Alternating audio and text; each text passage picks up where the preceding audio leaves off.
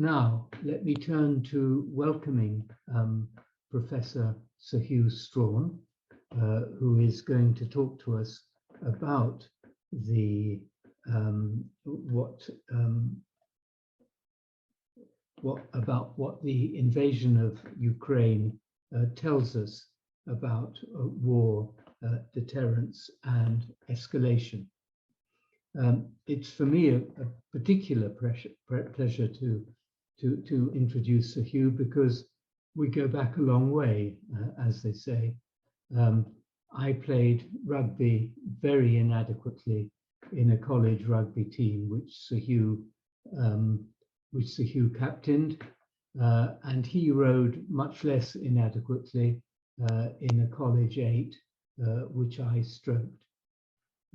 Already in those undergraduate days, the foundation had been laid for his very distinguished career as a military historian. From his boyhood onwards, he had developed an enthusiasm for British military history and was already very knowledgeable about it. So very little that has come since has been a surprise to those of us who knew him in those days.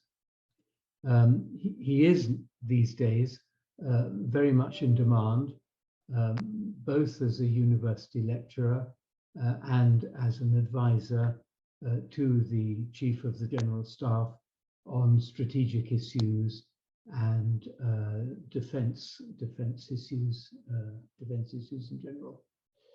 So we are lucky in British Pugwash to have him as one of our honorary patrons, and we are particularly lucky to have him this evening as the annual lecturer. Hew, over to you. Peter, thank you very much indeed. I'm glad you are not surprised. I'm always somewhat surprised that I'm doing all this. It all seems to be a matter of luck that things have turned out for me the way they have. Certainly since some rather dissolute days when we were both undergraduates, but that is a long time ago, and you don't want me to go there. What I want to do, as Peter said, is to think about Ukraine, not so much for the specifics, though there'll certainly be a bit of that, but about the war in Ukraine for what it tells us about war more generally in our age.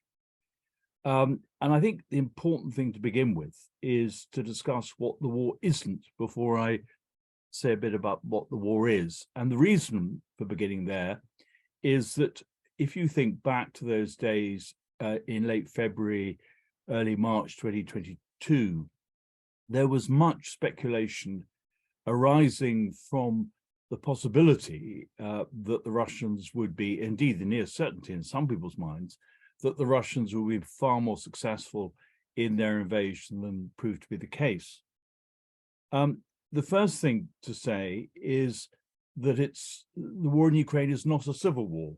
And the reason for making what seems to be a blindingly obvious point is that it could have been if Putin's apparent expectations had even been half met, then the probability is we would have had a divided country with his expectations of perhaps all Russian-speaking Ukrainians identifying with Russia and all the rest opposing him.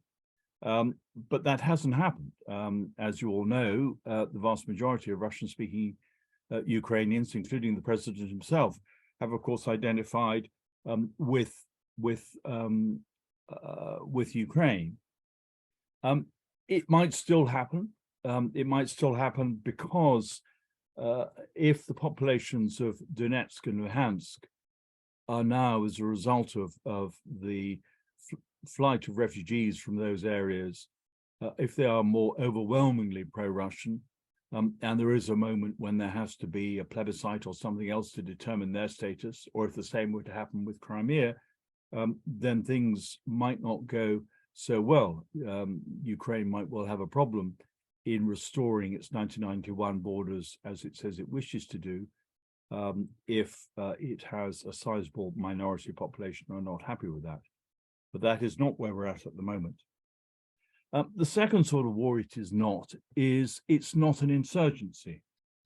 And again, that is extraordinarily relevant when we cast back to February 2022, because there were people in this country, not least, who said, well, what may well happen is that Russia is successful in capturing Kyiv. The government and the president have to leave and become a government in exile. And then what we'll have to do, we within NATO, we in the West, will be to support an insurgency in order to resist Russian occupation. And that seemed to me an extraordinary underestimation of the challenges which an insurgency would impose for any country, particularly given our own experience. I mean, by our own, I mean the West collectively, Britain specifically, the United States is specifically, our own experience of Afghanistan. Ukrainians hate us comparing the war in Ukraine and the war in Afghanistan for perfectly proper reasons. These are very different countries with very different conditions. But insurgency relies on much more than political motivation. It also thrives on the back of political difference, on the possibility of crime being manipulated and used in order to fund the insurgency. And of course, what it would do, even more than is happening at the moment, is flood the country with weapons in the hands of all sorts of people who couldn't readily be identified. In other words, it is a recipe for the disintegration of the state, from which it could have been very hard, it could be very hard for that state to recover. It has the effect, to all intents and purposes, of disintegrating the state in order to prevent it being occupied, leaving you then with the problem of reconstructing it. And thirdly, and most significantly, I think, given the fears that were most present at the beginning of the crisis, and most relevantly, of course, for Pugwash, is the fact that this has not become a nuclear war. And that matters because there has been a great deal of rattling of nuclear sabers, particularly by Putin, since February 2022. And those threats actually have had very little substance. The threats have not been followed by specific actions in terms of mobilization. Self-evidently, they haven't been followed by the actual use of nuclear weapons. And my own reading of that situation is that Putin has far more to lose if this war becomes nuclear than he has to gain. He'll lose the support of China, and China has made that very explicit. He will almost certainly swing the non-aligned states who are currently sitting on the fence, and that is a great many states, against Russia if he does that. And it's not at all clear that he will gain any military advantage from doing so, not least because NATO collectively, if that were to prompt NATO to act, which President Biden has said, at least it would prompt the United States to act, and my guess is that NATO will be pulled in, that he would gain very little militarily because NATO is far stronger militarily than Russia is. From the Ukrainian point of view, it really doesn't matter. As they put it, why should we be frightened of that sort of escalation, given the fact we're already fighting a war for our survival and suffering losses on a scale and a level of destruction on a scale which is probably not that different, for example, than would arise if tactical nuclear weapons being used. I realize that you will probably want to go back on that issue and discuss it further. But it does seem to me, if we're concerned specifically with the issues of escalation, then the issue of geographical escalation may be more important for us, and I'll come back to this in a moment, than, if you like, the vertical escalation of going up a ladder from conventional warfare to nuclear warfare. And in some ways, for me, the more pressing consideration at the moment is the fact that the United States, in many ways, is being self-deterred by the fear of escalation, something that Biden stressed very early in the crisis, his fear of escalation, to the point that they cannot give this level of support that Ukraine is wanting. I was in Ukraine last month, and there is a sense of both gratitude and anger in Ukraine's response. Gratitude, because of course they wouldn't be in this war without the United States' backing, but frustration that it doesn't go quite far enough always, and it lags behind events as they go along. And of course, the reason for it lagging behind events is precisely that fear of escalation, the fear in particular, for example, if fast jets were provided that had the ability to strike into Russian territory, that could lead to a level of, to perhaps the use of tactical nuclear weapons. So those are three sorts of wars, which I think at the moment this isn't. And when I say a sort of war, I mean in terms of its dominant shape. It doesn't mean some of this isn't in play at the moment. But the fourth sort of war, it is not, it's not a cyber war.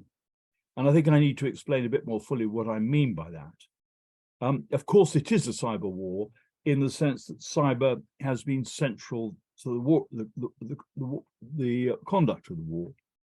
Cyber is a key enabler in everything armed forces do today, in terms of collecting intelligence, in terms of enabling the use of certain weapon systems, in terms of disseminating the information that is acquired through intelligence, in terms of blocking and jamming information, and in terms of blocking and jamming the use of weapon systems.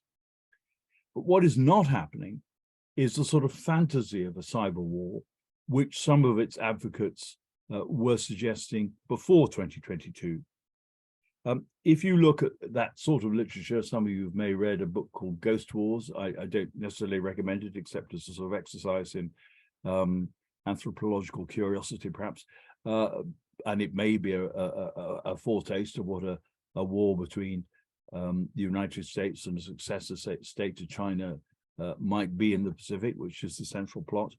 But if you read that, the central point of much of it, and in much of the thinking about cyber war, is that cyber would be the dominant feature, that what would happen would be a war not involving violence, but a war without violence, because it would occur in cyberspace. It would be about launching cyber attacks, mounting cyber defense, where the casualties that would occur would be incidental and byproducts. Incidental in the sense that they would follow from, let's say, the attacks on critical national infrastructure, or would follow from disruptions to banking systems, to disruptions to the NHS and the possibility of ambulance services being on time, and so on and so forth. And that in some ways, therefore, the optimists in the world should welcome cyber war if it really were a reality, because that would imply a war with fewer casualties, not more, that it would imply states could compete and struggle with each other without actually coming to blows. And I'm afraid I'm sufficiently Clausewitzian in my thinking that war, for me, contains at its heart the business that there is killing going on, and that people are being killed or doing the killing. And if you take that out of it, it doesn't seem to me that it's necessarily a war any longer. Steven Pinker wrote a book called The Better Angels of Our Nature, which you may have read, which implied that the, which more than implied, argued that violence has been declining for some considerable time in terms of the loss of life to violent death in proportion to global population figures. And therefore argued within that war is declining both in incidence and in lethality. And I think that is, for me, an odd argument not because it's untrue, perhaps. The real problem in this is we don't actually know really what the levels of violent death were in before about 1815, because nobody's really doing the counting. And we certainly don't know what the levels of death were in vast swathes of the world. We may have a slightly better grasp in Europe, rather less, it seems to me, in terms of what European armies did to the indigenous populations as they were establishing empires. Very little sense when the chroniclers of the Middle Ages talk about tens of thousands, what that actually means in real numbers. So we don't really have a sense of whether the absolute rate is declining as surely as I think he seems to argue. But my point is a rather different one, and that is that the absolute numbers caused, for example, by the Second World War are what matter, not the relative numbers. It's not the proportion of global population that dies. It is the fact that now we reckon something like 65 million people were killed in the Second World War, and the number is constantly going up according to how it is calculated. I think when I was an undergraduate, it was about 45 million. Somehow we managed to add 20 million. I'm a First World War historian. There is rough agreement on the total number of military deaths in the First World War of the order of 9 million. But we have no idea what the civilian death rate was in the First World War. In its immediate aftermath, most demographers thought it was probably twice as many as the military deaths. We tend not to go so high these days. But if you think the flu epidemic followed as a direct result of the First World War, or its lethality was partly a direct result of the First World War, then of course you're up into 100 million and more. So it's our sense of this is loose, and certainly doesn't seem to be a basis for a good argument. The point, though, in mentioning Pinker in this context, is that his vision, and he's not the only one who argues in this way. If you read Yuval Harari and Sapiens, the argument that war is becoming less lethal, that the world is becoming more safe, fortunately something most of us do experience and therefore can empathize with, thanks to the fact we live in a relatively secure part of the world. But that idea seems to me a tenuous one when we start looking at absolute numbers. And it really doesn't chime well with what is happening now in Ukraine. Although we have no idea what the casualty levels are, figures for each side of over 100,000 seem to be fairly robust in terms of death within a year. And that puts it on a par, the war in Ukraine, in terms of a national loss with the losses in either of the world wars. So what I'm saying here is if there had been cyber war, and if this had been a cyber war, that, in inverted commas, would have been good news, because it would have caused less destruction and less loss of life. It implied that the war would have happened not in the terms in which it is now going on, but would have happened in space. It would have happened in cyberspace, and that in itself would have been a source of relief. That doesn't mean that there wasn't, we don't actually know the level of initial cyber attack at the beginning of the war. The expectation was, generated by much of the literature about cyber war, that any Russian attack would be preceded by a cyber attack, that there will be an attempt to disrupt and bring down, for example, the communication systems, the national grid, and so on. But that didn't seem to happen. Well, it didn't happen. And we don't know whether it didn't happen because it wasn't done. And it may not have been done precisely for the reasons that many Russian reservists didn't actually know they were going into war. They thought they were on an exercise. In other words, Putin wanted to spring a surprise. Or it may have happened, but the Ukrainians were much better at defending themselves in this respect than anyone had expected was likely to be the case. But that in itself is indicative for us, because it does imply that cyber war in that sense may be less of a threat if we take it seriously than we had previously imagined. So let me just reiterate about those four sorts of war. The fact that this war is not a civil war, or an insurgency, or a nuclear war, or a cyber war, does not in itself mean that I'm arguing it couldn't become any one of those things at some point. There is, for example, a chance that the negotiations at the end of this war could end in civil war, particularly if Ukraine wants to recover its 1991 borders, just as there was civil war after 1918 and after 1945. This war could still become an insurgency if, as seems fortunately increasingly improbable, there is indeed a sudden Ukrainian collapse and Russia found itself as the occupier of Odessa, Dnipro, or especially Kyiv. The war, of course, could go nuclear. I'm not saying for a moment that that is not a danger and we should not be aware of it and allowing for it. Although I have to say, for me, at the moment, that is actually the least likely of the eventualities we confront. And fourthly, of course, as I already said, the war is already a cyber war. But the crucial point is that the cyber is an enabler of the war that more regularly grips the headlines and dominates the newspapers. Because what we're actually confronting, of course, is a war that looks all too familiar. That is to say, a bloody war fought in ways that look superficially similar to, at least for historians of the 20th century, to the two world wars, with major loss of life, significant destruction to houses and infrastructure, and with control of territory at its heart.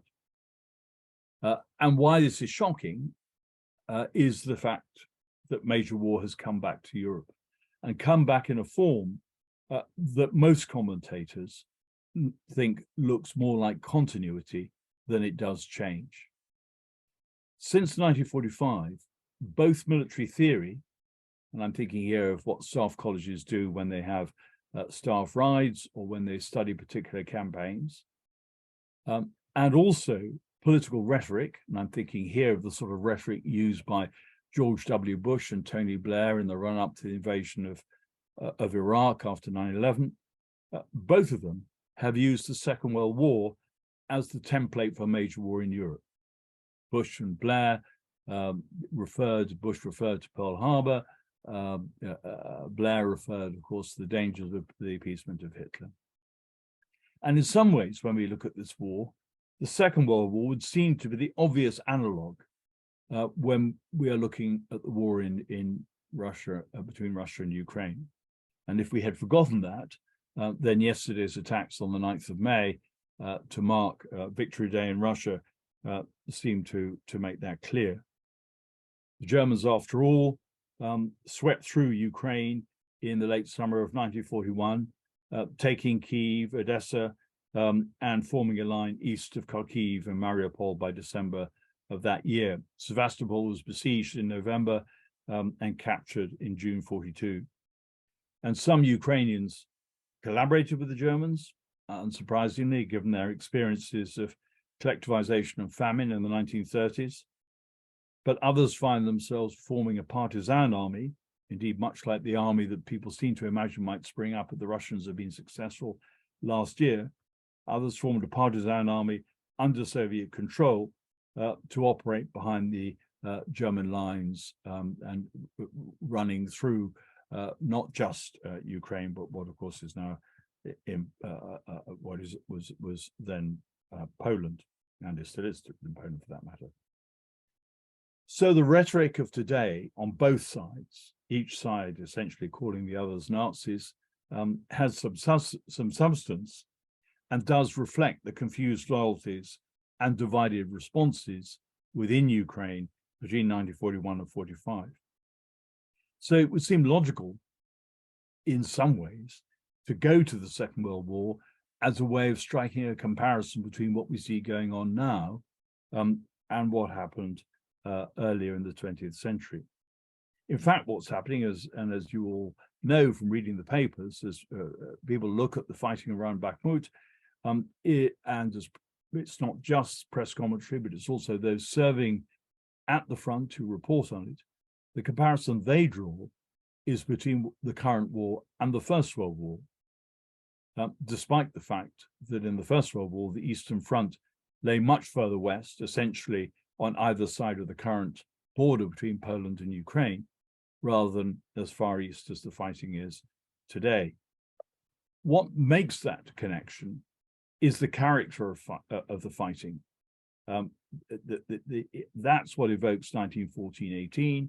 It's the mud, it's the trenches, it's the constant shelling, it's the dominance of artillery, and it's the frequent references to attrition. Each side, we are told, is trying to wear out the other, exhausting its enemy's shell supplies and killing its men. And it's doing that rather than fighting a maneuver war. Now that argument has become crucially important, that is what is going on, particularly in the US. The idea that this is like the First World War, that this is a war of attrition, plays out very badly on the Beltway in Washington. Even more than in the United Kingdom, the United States has constructed a model of the First World War as a futile war, a wasteful conflict from which no good emerged. And the popular narrative in the US tends to say that Britain used the dark arts of propaganda to woo opinion formers and American opinion collectively into what was essentially a European civil war from which the US should have stayed out. That Woodrow Wilson won the 1916 presidential election on the line that he had kept the US out of the war, and with the implication that he would go on keeping the US out of the war, and promptly, of course, broke that undertaking in April 1917. That when the US went into this war, it did so to bail out an exhausted Britain and an exhausted France, who had lost their operational edge, whose morale was shattered, who were running out of resources, and who in any case were imperial and colonial powers with which the US should have had nothing to do. And then when the US won the war for these exhausted powers, it lost the peace. Indeed, it lost it so badly that the Treaty of Versailles is seen as one of the principal causes of the Second World War in 1939. Now, that narrative, of course, has some truth behind it. There's enough in it for it to stick, but not enough, I think, to be very helpful or instructive when we're looking at the problems of today. But why it matters is it puts President Zelensky and Ukraine under enormous political pressure to break that narrative. A war of attrition cannot be condoned because it is too much associated with the First World War. Its connotations are negative, and it is presumed that such a war can only end in a military stalemate and a negotiation which reflects that stalemate, that inability to produce, in inverted commas, a decisive victory. The promised counterattack, which could come at any day or may not come any day, I gather the weather forecast is still appalling for Ukraine, or heavy rain promised for the rest of the month, which may make the ground totally unsuitable in terms of maneuver. When I was there at the beginning of April, trees were standing deep in water, and it seemed impossible for anybody to think about maneuvering or being able to conduct mobile operations. But if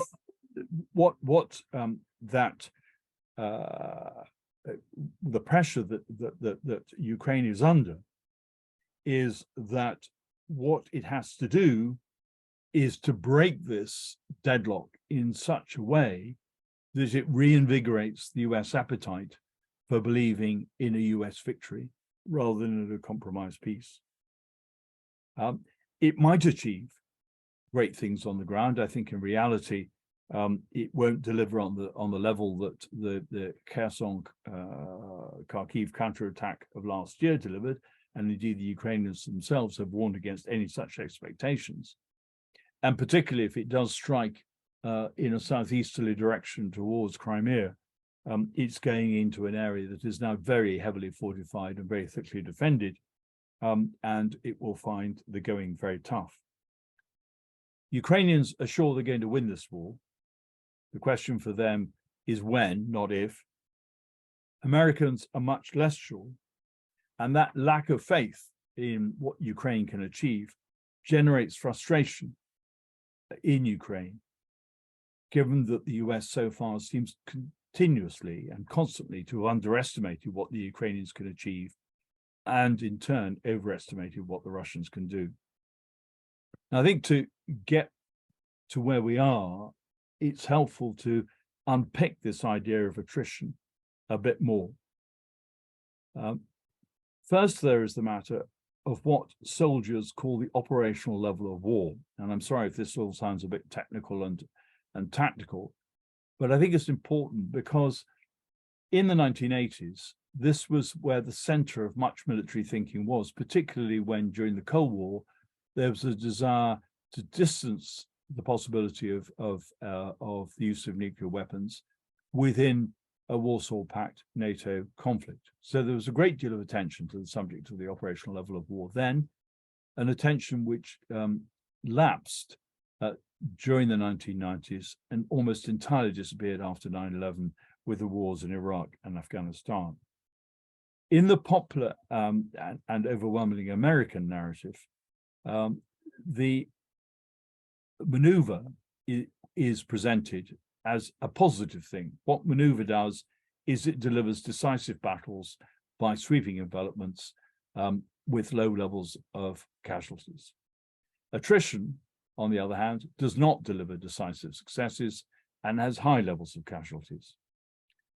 And if you look at the course of the war in Ukraine since February 2022, you can see where this idea of maneuver comes in as a counterpoint to attrition. If in February 2022, you had a small map and a big hand, which is what most people did have as they were reading their newspapers, it looked as though maneuver, enveloping battles, enveloping movements leading to decisive battles was exactly what the Russians were doing. They used multiple axes of advance into Ukraine. They fixed the main Ukrainian army in the east while swinging through Belarus from the north to envelop Kyiv. And what was striking about this for military historians was the whole idea of the operational level of war is normally credited to the Soviet army of the 1930s, and it's something which they have been interpreted as applying successfully during the Second World War. In February 2022, as you know perfectly well, they did not deliver on that promise. And so, because in part the maps, and did so in part because the maps were too small and hands too big, the result was that the force that the Russians deployed was actually far too small for the geographical area they were trying to cover and to occupy. Their supply lines were overextended and were too vulnerable, and the terrain was wooded and boggy, was useless to all intents and purposes for off-the-road movement. Late last year, or later in last year, in the early autumn of last year, the Ukrainians pulled off a maneuver which most commentators thought was beyond them, attacking Kherson in the south, pulling the Russians in there, and then switching the axis of the attack hundreds of miles to the north, clearing the area beyond Kharkiv, and forcing the Russians into a major retreat.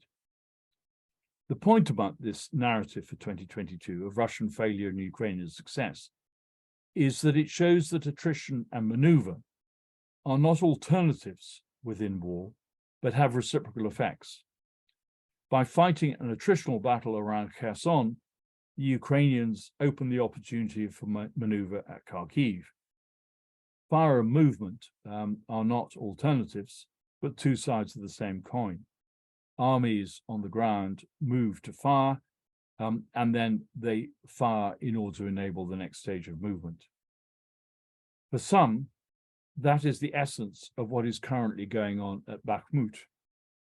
We've been told repeatedly that Bakhmut is of no strategic importance, and I think that misses two fundamental points. The first is that this is a war for the control of territory, and we tend to forget that. I think partly because we in the West have come so used to the idea that wars are being fought for reasons of ideology, of belief, and of values.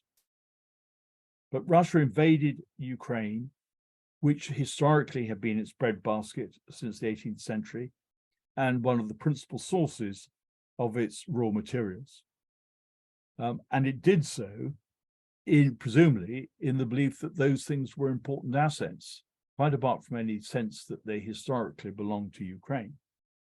And similarly, for the Ukrainians, every bit of ground which they're now fighting on is Ukrainian territory, which if they lost, they would have to recover. To go into negotiations without having cleared Donetsk and Luhansk will put them in a very vulnerable position when it comes to settling a peace, and they know that. So giving up ground rather than holding it at Bakhmut means there is ground there that has to be regained through fighting at some point in the future. The second point, though, which makes Bakhmut so important, is that the purpose of an attritional battle, as I've already implied, is to create the opportunity of maneuver elsewhere. Of course, the losses to one side could be so great that a breakthrough may become possible at the point of impact. Bakhmut, in this sense, is, if you like, the Verdun of the First World War or the Stalingrad of the Second World War. But the probability is that the breakthrough will be elsewhere, as the main armies are fixed by the fighting at Bakhmut, and their resources and attention are diverted as a result from other points. And the chances of that happening are especially great on a front as long as that of Ukraine's. If we are to push the First World War analogy, which the press seems to want to use, I think it's worth remembering how the attritional battle of 1918 actually played out. It did not end in stalemate. It ended in a victory. And it ended in a stalemate for two reasons. The first was that by then, in 1918, thanks in large part to the American entry, the Allies had the capacity and the manpower to switch the points of attack from one sector of the front to another along the Western Front in rapid succession. And furthermore, secondly, they had the capacity to coordinate infantry, artillery, aircraft, and tanks in combined arms maneuver. Enough of this still applies to be informative, but at the same time, we must recognize its limitations. In 1918, it was the Germans who were running short of men and munitions. In 2022, we don't actually know fully what the relative balance of forces is. We don't know what the Ukrainian loss rates have been, although I think there's every reason to think they have been very heavy. We know that even if they were, if they are less than the Russians, the fact that the Russians have a larger population implies that they have a larger reserve of men. And in 2022, we certainly know the Ukrainians are running short of artillery ammunition because they're making this abundantly clear in their demands for more field guns and more shells for those field guns. They're also, of course, and it's worth remembering as we focus so much on drones, very conscious of their lack of fixed-wing aircraft, which would also be important in supporting an attack. In 1918, the Western Front in France and Flanders was far shorter, and the depth of that front much less than is the case now in Ukraine in 2022. In 2022, we have to wait for the terrain to dry out, or if it doesn't dry out this summer, for it to freeze again in the winter in order to enable maneuver to happen. The rivers in Ukraine are not channeled in the way that those of Western Europe are, but are broad, deep, swift-flowing, and fewer crossings. And the cities present urban spaces that become natural defensive points, as we've seen already in Mariupol in 2022. In other words, there are plenty of obstacles to maneuver that have to be overcome. But there are other substantive points from the First World War which work at the strategic and political levels rather than at the more narrowly tactical and operational. First of all, we need to remember that if this is a war of attrition, it is driven by the need to mobilize society and industry for war. Total war is a phrase that was coined at the end of the First World War. Ukraine has mobilized its society fully, laterally as well as vertically. Russia so far has not, or not yet, and not yet. Ukraine has lost a great deal of its productive capacity in the East. And its supporters, like Britain and the United States and many of the other Western European backers, have not even begun to engage with the idea of industrial mobilization as a means of making good the stocks which are being consumed in the fighting. We are over a year into this war, and Ukraine itself is nearly 10 years into this war, given that it began in 2014. Shell shortage was a universal problem for all armies in 1915 and the First World War. It is the besetting problem for the Ukraine in 2023, but we seem to have no idea of how to resolve it because we haven't yet addressed the question, among its allies at any rate, of how to deal with increasing shell production.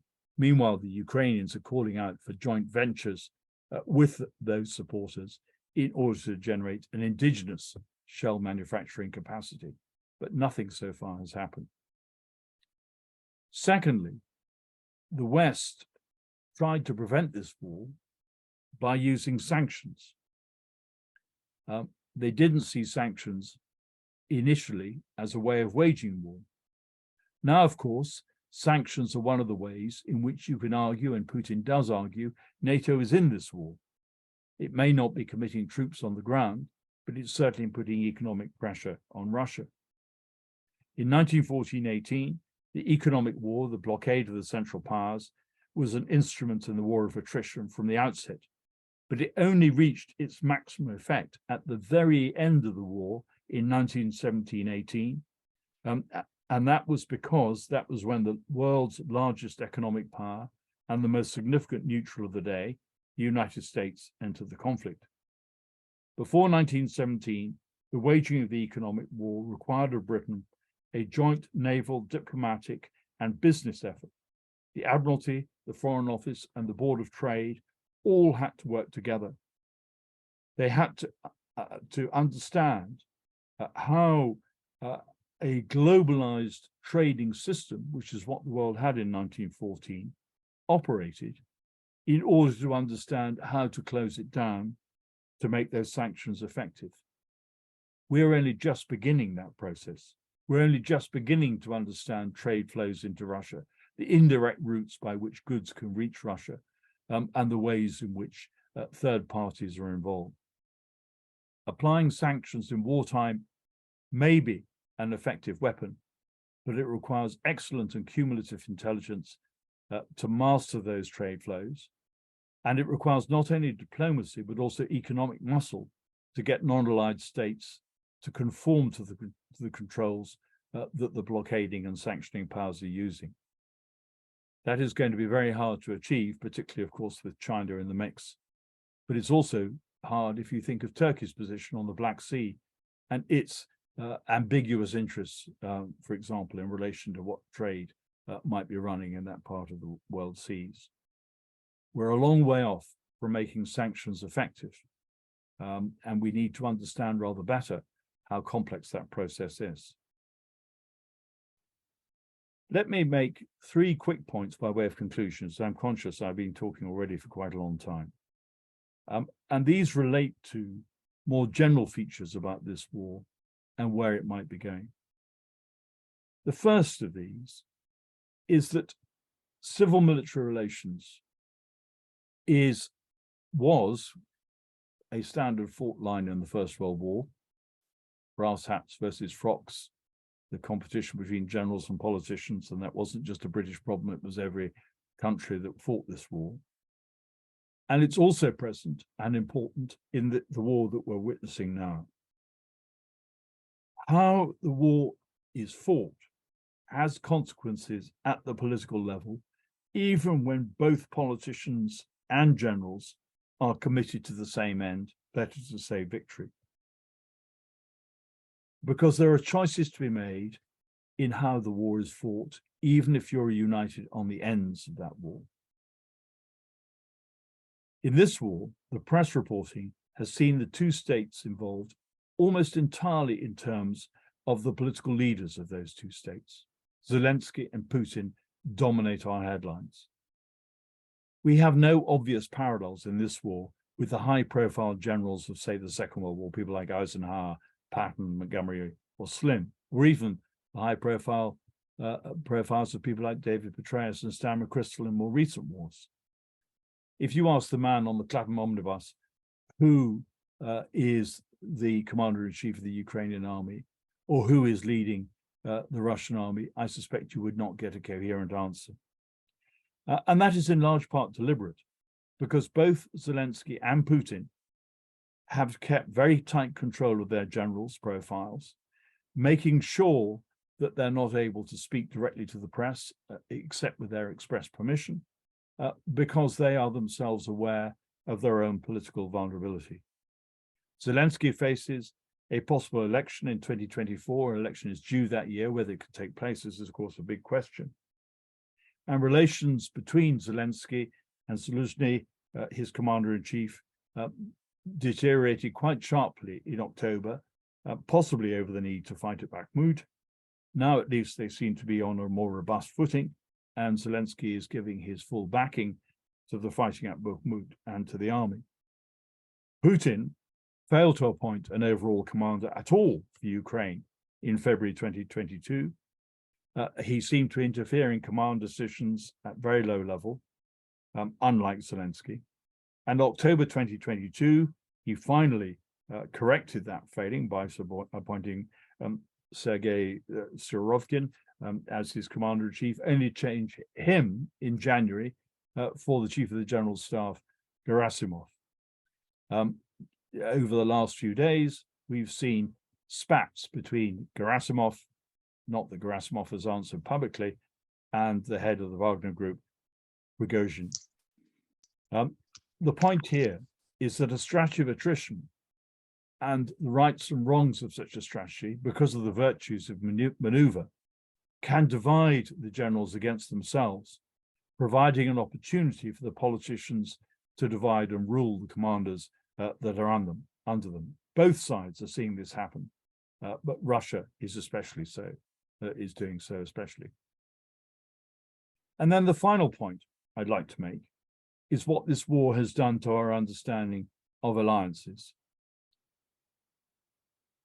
This war occurred in part, at least the invasion did in February 2022, and even arguably the invasion did of Crimea, annexation of Crimea in 2014, occurred in part because NATO was determined that Ukraine would not be a member.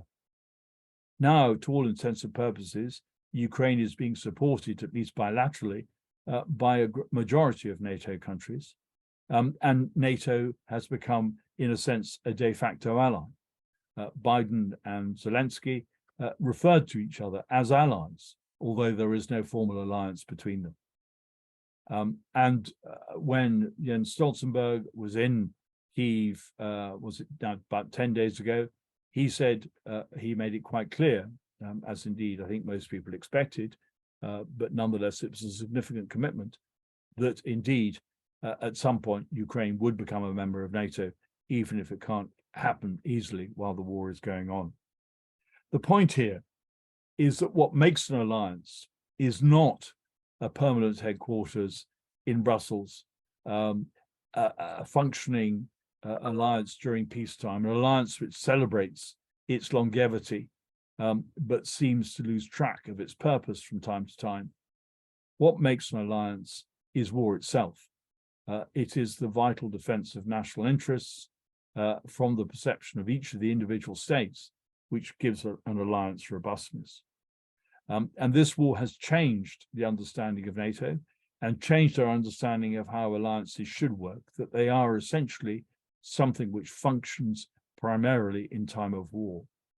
And by the same token, what is interesting in this is that Russia stands, comparatively speaking, alone. Belarus may have enabled the initial maneuver, but Belarus has not entered this war. China may have declared the strength of its support for Russia in terms of this being an alliance, but the reality is it is not giving the military support that the United States is giving Ukraine. In this case, again, what an alliance actually means is being tested and proven by war itself. There are other points I think I can make, but I think it's better probably if I stop at that point, and we turn to Q&A. I realize I've spoken for quite long enough. But if I would just end with a concluding thought about where this leaves alliances and how we understand them. As you know, there is a NATO summit next month, and the Ukrainians are not holding their breath in terms of what NATO will do, despite the fact that individual NATO countries have given so much support individually. The alliance itself at its last conference in Madrid was much more concerned with NATO's own solidarity than what it could actually do for Ukraine. But I would argue that if NATO is really concerned about the way in which the world is going, a concern which, of course, in NATO terms means that it is worried not just about Russia, but about where China will be, and particularly where NATO will be in relation to China, let's say by the mid-2030s, that it is extraordinarily important to address the crisis in hand and to make sure that that ends in terms which justify and defend the values for which the alliance stands, rather than worry about managing it to a point where it does not escalate, but runs the risk of Ukraine losing. Thank you very much, Hugh. I will pick up your very last point in my question. What is your understanding of the current state of opinion on the war within NATO, among the NATO memberships? Is there a division, to some extent at least, between the Poles and the Baltics and the Scandinavians on the one side, and some of the olive belt, if not all the olive belt, on the other hand, just to simplify? I can't speak directly about, if you mean by the olive belt, the southern part of Europe, but I think the real divide is an Atlantic divide. I think the countries you've just named, I mean, the Scandinavian countries, the Baltic states, Poland, are very keen to help Ukraine win this war. And the United States seems constantly, despite the fact that it's by far the biggest donor, of course, of money and equipment to Ukraine, still seems to be unclear about what its own aims are in this war, and what it would like to see happening. And that comes back to the point about being self-deterred. Every weapons request is assessed for its implications as far as escalation is concerned, and when that happens, the tendency has been to play safe and then to come in late, and I think that's causing a genuine tension. There is another thing which certainly the Ukrainians are very conscious of, which is that many publics, perhaps less so in France, but certainly in Germany, for example, are more supportive of Ukraine than their governments seem to be. I mean, I think in Britain, there is remarkable unity, as I see it, between where the public is and where the government is in terms of supporting Ukraine. But what they see is a hesitation at governmental level, which does not reflect where Germans are, especially because, of course, they, to put it in your terms, they're not in the olive belt. They're pretty close to Poland, right next door, and they're well aware of the dangers both to the north and south, if you look up at the Baltic states. So the public can understand this in Germany perfectly well.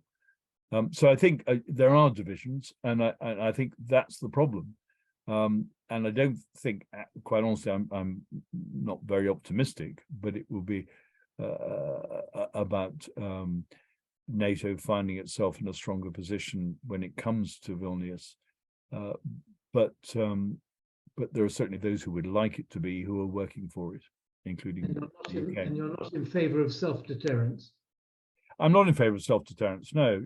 I mean, I think one of the things I said I would talk about, which I didn't, is that what's interesting about this war is it hasn't escalated. And I don't mean by that just the nuclear issue. It hasn't widened. I mean, it's widened in the sense that other powers have been affected and other powers are contributing to it, but the fighting has not widened. It has at times embraced the whole of Ukraine. At the moment, it's barely touching, even allowing for yesterday's attacks, any of Western or Central Ukraine.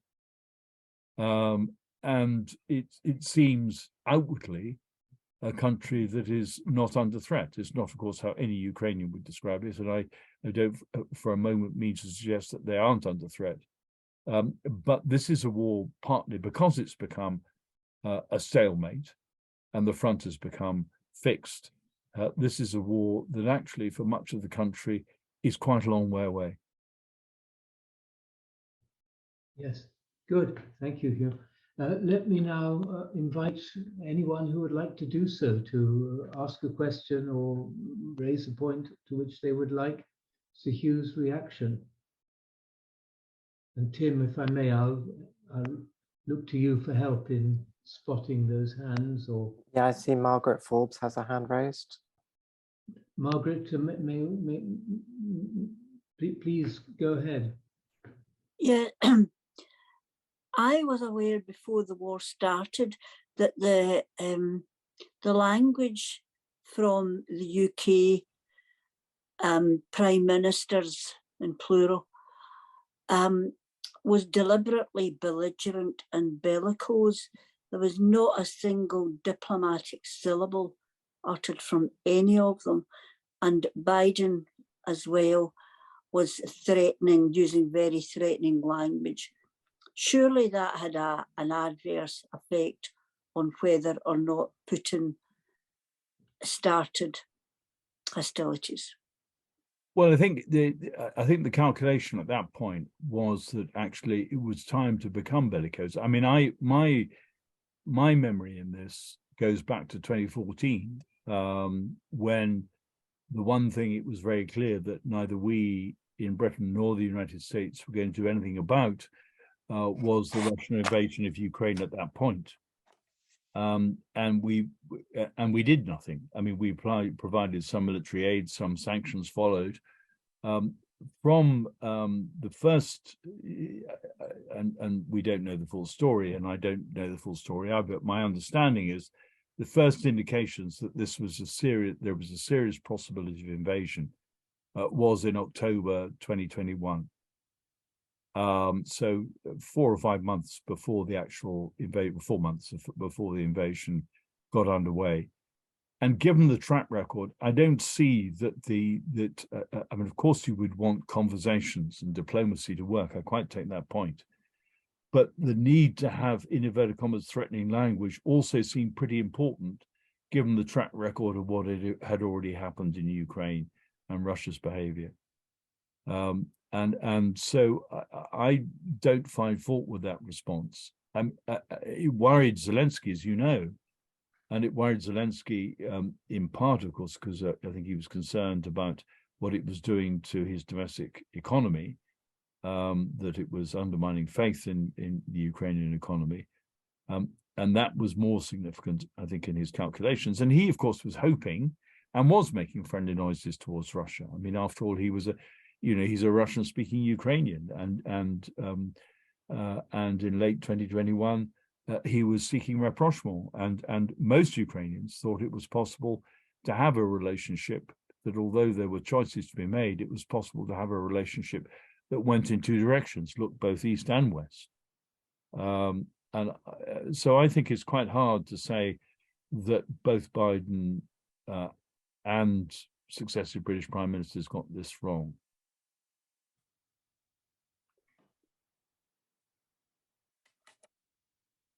Next.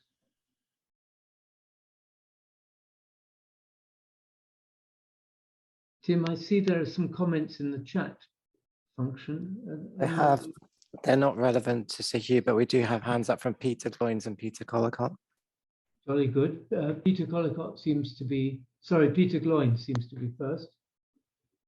Thank you very much. I wondered if I could ask you to reflect a bit more on the presence of both nuclear power stations in the conflict zone and nuclear weapons as a backdrop to this whole conflict, and the concept of getting to a stage where militarily you could have attained a great deal of territory and perhaps put Russia in a very unfavorable position and perhaps be ready then for peace talks. Is that really feasible? This thought of driving the enemy into a very unfavorable position when they possess nuclear weapons that I suspect they might be prepared to use. I just wondered if you could reflect on how, do you first of all sort of go along with the idea that it might be very difficult to reach a territorial advantage? And if you were to accept that, how do you see moving towards peace as quickly as possible? Yeah. Of course, this is a $64,000 question. And one of the challenges, I think, here is that, at least publicly, nobody outside Ukraine who is supporting Ukraine has pushed this point hard enough. I mean, I can't believe that Zelensky and Biden didn't talk about it when they met, whether it was in Washington or in Kyiv. One would hope they did. But publicly, of course, as you know, Zelensky's committed himself to the recovery of Crimea, and has placed himself, therefore, with the bulk of Ukrainian opinion as much as we have it, given the chunks, of course, of Ukraine which can't be canvassed for its opinion. But you know, it's the order of 80 to 90% approval rating for the idea that Ukraine should recover Ukraine. And in the early stages of the conflict, I thought Zelensky was deliberately keeping his powder dry by not saying anything about this, by leaving what the objectives were open-ended, precisely to maximize his negotiating position and not raise the dangers you've talked about. That isn't where he's put himself. I think what is in play, but not publicly, would be the idea that Donetsk and Luhansk, the borders as they were in February 2022, and this is what most people said they were fighting for in the early stages of the war, should be the target, and that Crimea may have to enjoy some intermediate status, a sort of Hong Kong type solution or something like that, and that should be the basis of a negotiation. But as I say that, I met enough Ukrainians a month ago who were absolutely clear that Russia's about to collapse, and didn't see that as many in the West would see it, as a source of further instability and danger, particularly given the presence of nuclear weapons in terms of who might own them and who might have control of them. Because in the end, they feel, what can the collapse of Russia be except anything other than good news if you're Ukraine? And that's why I think it's crucially important. We have to think rather harder about what our policies are and our policy objectives are. Of course, there's a danger in the use of nuclear weapons. I'm not disputing that, but we accept that as a given. And now we want to think, how do we best manage that danger? And I would have thought that the danger, particularly for Putin, is that I can't see what advantage he would gain from the use of nuclear weapons. I just don't see that.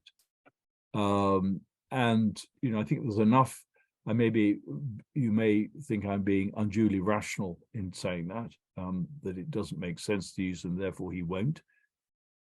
But the track record so far is that's a fair assessment. It's been absolutely clear that this is not a war for the invasion of Russia. So how do Russians see what Russian territory is, and does Crimea constitute Russian territory? I think the answer for that, of course, is most Russians do see Crimea as Russian territory, even if they don't see Donetsk and Luhansk as Russian territory.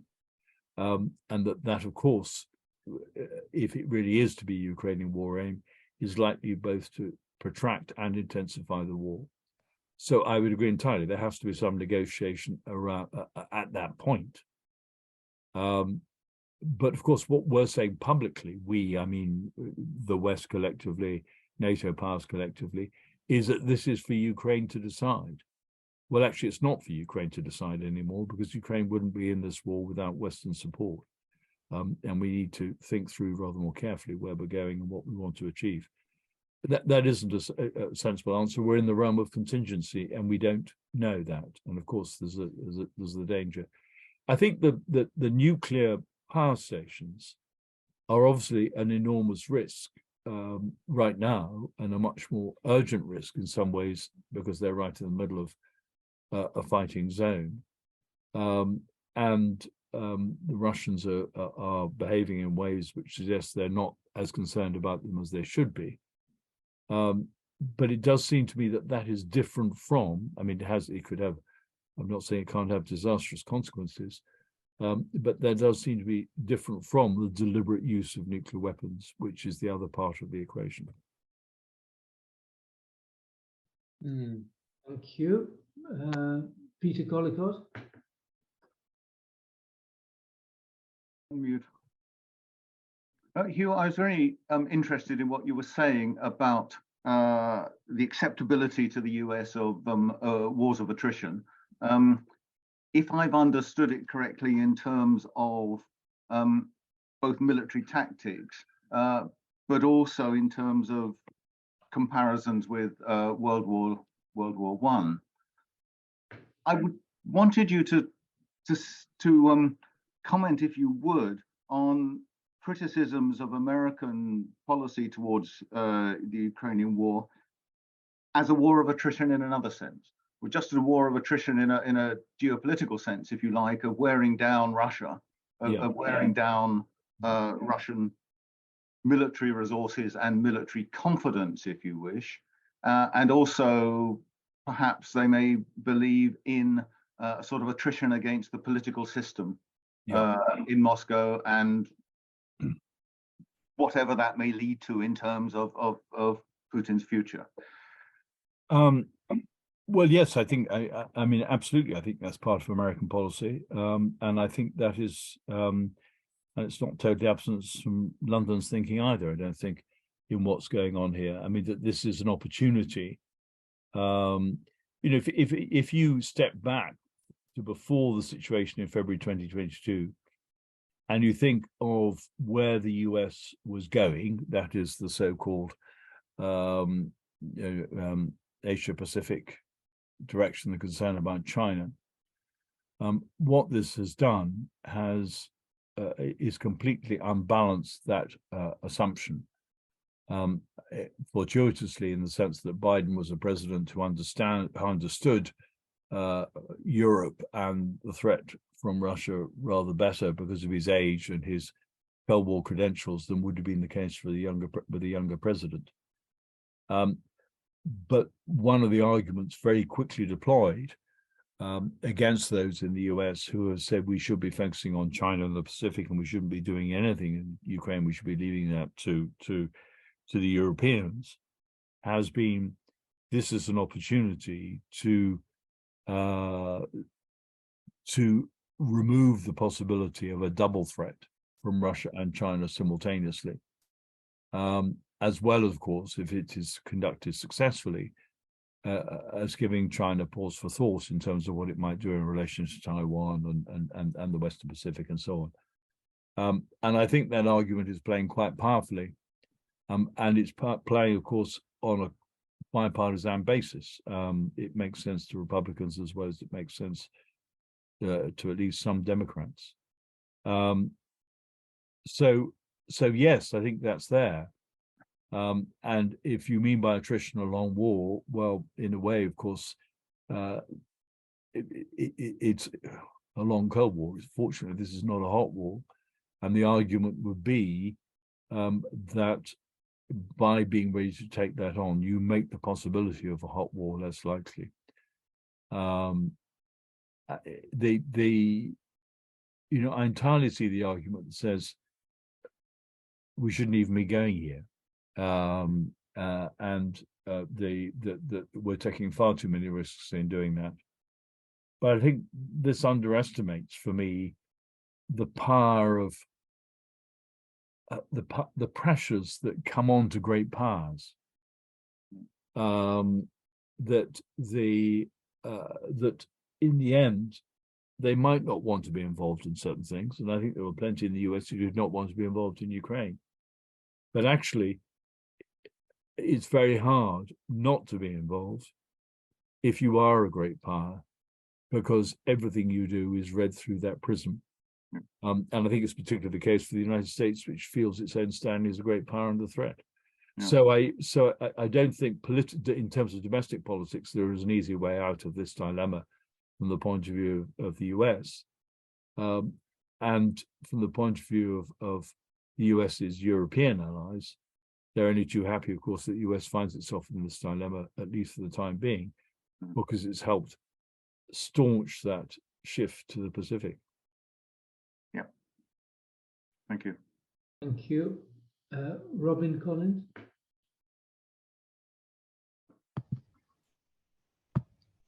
Hi. I have a question that requires somewhat a high level of speculation, but nonetheless, I think there's agreement that Putin took an enormous risk in invading Ukraine, and many have argued that if what has happened over the year had been known in advance, he might not have invaded. But my question is on the nuclear weapons side. If nuclear weapons were not a factor, that is, let's assume they didn't exist, do you think that Putin would have invaded, knowing that the likelihood of NATO response might have been greater? And a supplementary question to that is, what kind of lesson might we draw about that, depending on your answer? Yeah, I think he would sort of invaded. So I don't think nuclear weapons were significant. I mean, I don't think the expectation that the US would, in the vocabulary of the day, be self-deterred from its new Soviet weapons was a significant factor. I think much more significant was the sense that the Bucharest Memorandum was not being supported by anybody. The US and the UK both failed to support it in 2014. And the US had indicated apparently that was its position right back in 1993. And Russia clearly was not ready to support the Bucharest Memorandum. There was a press report the other week saying that he made that clear, I think, to Clinton, over, when Clinton was still president. So there was no security guarantee in place for Ukraine. And the fact that nobody was prepared to act in any decisive way in 2014 made, I think, Putin confident about his ability to do this, reinforced, of course, by the way in which NATO collectively and the US specifically handled Afghanistan. I think that seems to be crucially important in terms of the calculations. I think what I find surprising is that hitherto Putin's always seemed quite pragmatic. If you don't get what you want, then you pull back and you redefine the objectives. That's not really what's happened. That's what I find surprising about this, which implies to me two things. I mean, I'm not a Russianist. I can't claim to be a Russianist. At the very beginning of this war, I said I'm neither a Russianist nor a Ukrainist. I'm totally unqualified to comment on it, but it hasn't stopped me, or hasn't stopped other people from asking me, with the result that I find myself commenting on countries I'm really not qualified to speak about. I justify myself on the grounds I might be able to speak about war, but if you look at Putin's responses, he does seem to be, to that extent, to be operating, as many people have described him, as a tyrant who is not actually listening to information that doesn't accord to what he wants to hear. And of course, part of that is, if he looks at the map, he has already gained quite a large chunk of Ukraine. I mean, he's an ex-Crimea. He's got a good foothold in eastern Ukraine. And why stop now? It would, and that what he would hope, presumably, on that basis, is to use the verb of the moment, to freeze the conflict, just as the conflict seemed to become frozen after 2014, with a review to renewing it at some future point.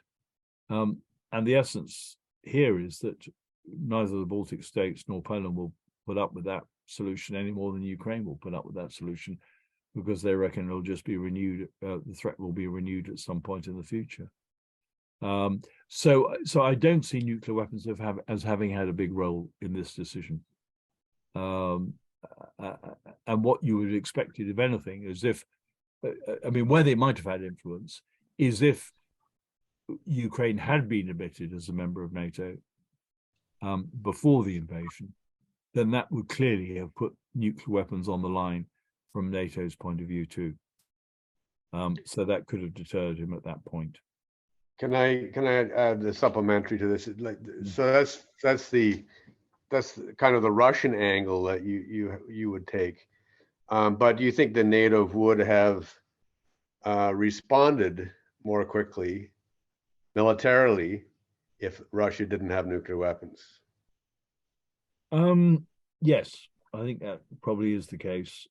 Yes, absolutely. In fact, I mean, the initial reaction was entirely conditioned by, and Putin used the threat of nuclear weapons very early on in the crisis, after the invasion. So yes, that certainly held the United States, and I think continues to hold the United States back. But I don't think it's playing much role in the calculations of many other European countries. Thanks.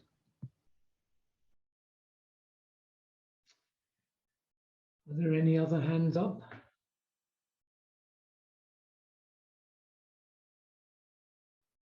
Tim, any questions in the chat box? I don't think so, Peter. Peter, Yes. Robert, Peter, I can't work out how to get my my hand up, so I'm going to have to use a verbal. That's all right.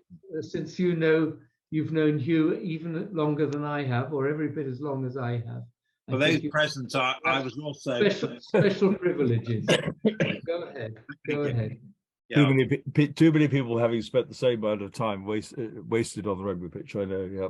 Well, rugby and rowing for me, and drinking. Yeah. With Hugh and Peter. I just want to move away slightly from the issue immediately in Ukraine and go back to your discussion about cyber war. I've actually 2 points here. Mm. It's linked to the current concerns about the mining of essential underwater infrastructure. Yep. How we should react to that. Yep. Because I think that actually is currently the most important issue, basically. Yep. First of all, cyber war, you say, surprisingly, I think, when you say it, Hugh, has not really been used. Well, of course, it's been used, but not to the intensity that you imagined. And you are interested, you make the comment about cyber war, effective cyber war, is one which would not lead to mass casualties. I'm afraid I take a very different view, and we've seen it in this country, how we have a lack of resilience to systemic collapse. And we've seen it in the banking systems, and that threat has not gone away. In fact, it's highly, in America, it's very much with us. And we know that we have very short supply capability. Mm-hmm. Mm-hmm. And if you imagine two things happening, and one is that our infrastructure has been mined and is blown up, and we have a major energy crisis again. And secondly, a major attack on our banks, which bring our banking system or anything, we have potential for serious loss of life in this country, because in very short order, we wouldn't have any food and we wouldn't have any money. And that is a recipe for civil disturbance, which could lead to very significant loss of life. So I don't play the story that cyber war kills less people. In the medium term, it could kill more. From internal things. And so first of all, I'd like to say, I think, and what your view on that is, I think it probably is not the same as mine, but the supplementary is clearly something is going on with these funny fishing vessels around our coast. What should we do? We shouldn't be waiting for that to happen and have the consequences. We need to be on the front foot, don't we? I think that well, let me answer each bit in turn. Cyber, as you say, has been crucial in this war. Yeah. And so I'm not for a moment saying there isn't cyber warfare going on. There is cyber warfare going on. And there is, in fact, it's a level of war which some people in this country are already exposed to, even if they're not, so it's not just confined to Russia and Ukraine. But that is not the same thing as how cyber war was being constructed, which is essentially the clashes would happen solely in cyberspace with no loss of life. I take the point absolutely that loss of life then changes the dynamic, because that's my point, is that war has violence at its cause, at its core, and therefore, once that happens, then we're into a situation where it is war, pure and simple. It just happens that cyber is involved. So, for example, if there were a hostile attack on the banking system and there were the sort of catastrophic consequences that you talked about, and that this was clearly traceable to a foreign power, then I would expect war as we conventionally understand it to be would go on. This is why the expectation was that there would be a cyber attack on Ukraine before there was a physical invasion, that the two things would be linked, not separate. And what was striking at the time was there didn't seem to be this preliminary attack, but only directly a physical attack. So the crucial question here is just how disastrous that would be. If the consequences, let's say, of a collapse of the banking system were internal civil disobedience and violence, then, of course, this will be a domestic problem in the first instance before it became an international problem, even if it had been triggered by an external hostile actor. And it would be interesting to see how the government would play that. But one of the striking things about the integrated review, the original integrated review, was it came out with a promise of a national resilience strategy.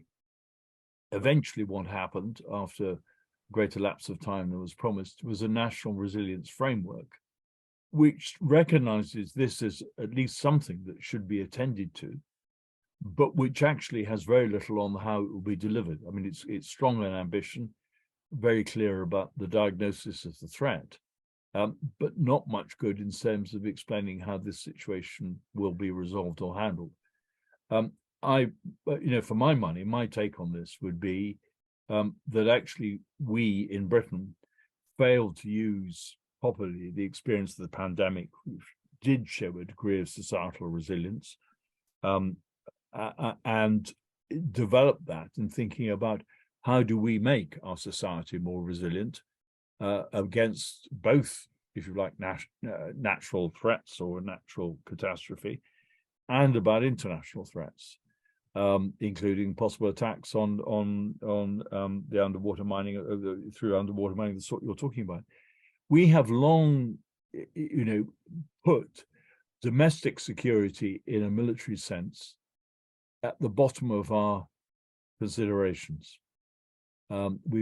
It's always been about the projection of power at a distance, and the integrated review is really no exception to that, with its tilt to the Indo-Pacific.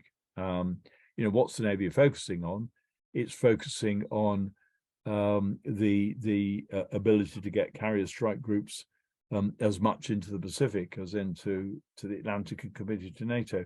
So and if we are talking about coastal defense, about maritime security on our own waters, about energy supplies, about underwater cables, all those things, and wind farms at sea and so on as well in the North Sea, then indeed we need the maritime protection vessels to enable that to happen. But I don't, and that's how we should address that issue. So that's my answer to the second question. But my first question is that war happens when and war between states happens when it is clear that people are being killed. That changes the argument. And that's the moment when it happens. If you have a cyber attack, I mean, you know, Estonia has been subject to a cyber attack from Russia as far as we can understand. And Estonia wanted a cyber attack to be included as an Article 5 moment as a consequence of that. But it did not in itself cause a major catastrophe for Estonia. Estonia recovered in due course. And I suspect it will need an attack with the sort of consequences which you have described for people to define this as a hostile act, which in itself becomes an act of war. Yeah. And what you probably need to do to come into the deterrence arguments is that if this is where the arguments about cyber deterrence come in, because if there is to be an attack of that order with those sort of catastrophic consequences, then there needs to be a clear statement about what the response would be, so that you will be holding out the threat of escalation in order to contain that possibility. I mean, that will be my argument. But of course, the real pressure and the pressure that is being exercised in terms of critical national infrastructure, the pressure that is the attention that is being driven by the Joint Cybersecurity Center and its position with the GCHQ is about making our systems more resilient in the first place. So that actually the opportunity is not there. Make them resilient so the opportunity doesn't apply. What you're talking about is not just making your cyber systems resilient, but about making your maritime supply chain resilient, if you like. And it's not just energy supplies. It is, as I think you were sort of implying, it's food security too. I mean, you know, we are still extraordinarily flippant about our own food security, despite the impact, it seems to me, of climate change, despite the impact of one container ship in the Suez Canal creating a crisis, despite the problems of Ukraine's grain exports, subject I haven't spoken about today, but I'm perfectly happy to speak about. You know, so there are dimensions here in terms of what we might call home defense and national security, which I think we're ignoring. So I'd agree with you on that. But I think it's important. I think it's very important to make a distinction between the war. If we simply see all forms of competition and adversarial behavior as war, we're on a very slippery slope. You know, I think we're in danger of using to use a verb that the great military historian Michael Howard used, which is Bellicizing what goes on. We need to be clear what is war and what is not war. I must bring the meeting to an end, I think, because we've run out of time. But thank you for giving that question from Robert such a thorough answer. Thank you above all for, despite your lack of formal area expertise, it's quite clear you've given this war a great deal of thought and subjected it to a much intenser analysis than most of us. So I think we've all benefited. I know I have from your readiness to share those thoughts and that analysis with us. And on behalf of everyone, I would like to thank you for that. It's been a great pleasure and privilege to have you with us. Thank you very much, Peter, and thank you everybody for bearing with me. Thank you. Good night, everyone.